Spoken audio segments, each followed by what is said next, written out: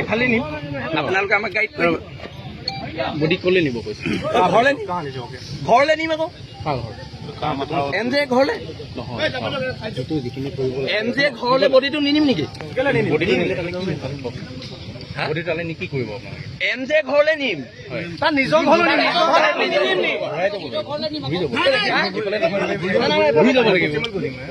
এনেকে ঘূৰি যাব লাগিব কিন্তু আপোনালোকে আমাক এটা आश्वासन दियक जे 48 घंटा भीतर गोटेकिटाके अरेस्ट करब जो इन्वेस्टिगेशन है फेयर तरीके से होगी ठीक है जो भी होगा अगर कोई पाया जाता है तो उसको करेंगे कोई अगर नहीं होता जैसा भी होगा फेयर तरीके से इन्वेस्टिगेशन आवाज मैं बता रहा हूँ कथा কৈ আছে তেখেত ये बात कौन था ये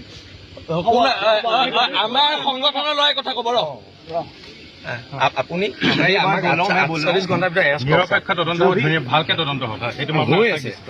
এইটো চব ছাৰ মুজামিল ইছলাম বুলি মানুহ এজনে এইটোক আমি থানাত বহাই থৈছো কিন্তু এইটোৱে বহু লাচিত সেনাৰ বিষয়ে কোৱা নাই সেইটো বেলেগ এটা সেনাৰ বিষয়ে কৈছে সেইটো আমাক কি আমাক ষ্টেটমেণ্ট দিছে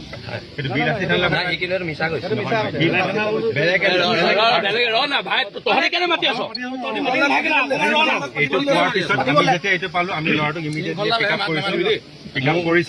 পিক আপ কৰিছো সদৰ থানাত আছে কিন্তু সি আমাক ষ্টেটমেণ্ট দিছে আপোনাৰ লগত তাৰ কোনো কাজিয়া নাই সেইটো বেলেগ এটা সেনাৰ তাৰ নিজৰ মানে ভিতৰুৱা দ্বন্দ্বৰ কাৰণে সিহঁতে এইটো ষ্টেটমেণ্টটো দিছে সেইটো সি ষ্টেটমেণ্ট আপোনালোকে খালি আমি এটা অনুৰোধ কৰিছো মানে কি মানে বডিটো ৰাতিপুৱাই হেৰি হ'লতো বডিটো হেৰি হৈ যাব পাৰে গৰমো আছে বহুত গৰম পৰিছে গৰম আছে আৰু সেইকাৰণে আমি এতিয়া উভতি যাম কিন্তু আমি আপোনালোকক এটাই ৰিকুৱেষ্ট কৰিছো যে 48 আৱাৰ্ছৰ ভিতৰত এই ইহঁতক গ্ৰেপ্তাৰ কৰক গৰিয়া সম্প্ৰদায়ৰ মানুহক ঘৰটো উটি গৈছিলে বানপানী উটি যোৱাৰ পিছত দ্বীপ আছিল নহয় উটি যোৱাৰ পিছত তেখেতে এটা তেল ডিপুত আশ্ৰয় লৈ আছিলে এছাৰ তেল ডিপুত আশ্ৰয় লৈ থকাৰ পিছত যেতিয়া তেওঁ নিজৰ মাটিডোখৰলৈ গৈছে সন্দেহযুক্ত বাংলাদেশী মিয়া মুছলমানে তেখেতক সোমাবলৈ দিয়া নাই নিদিয়া কেইজনৰ নাম হৈছে আবিদুৰ ৰহমান সেলিমুৰ ৰহমান হবিবুৰ ৰহমান মকবুল ৰহমান মুজাম্মিল ইছলাম তেওঁ নিজকে সাংবাদিক বুলি কয় মুছিদা বেগম সেলিমা বেগম আনোৱাৰা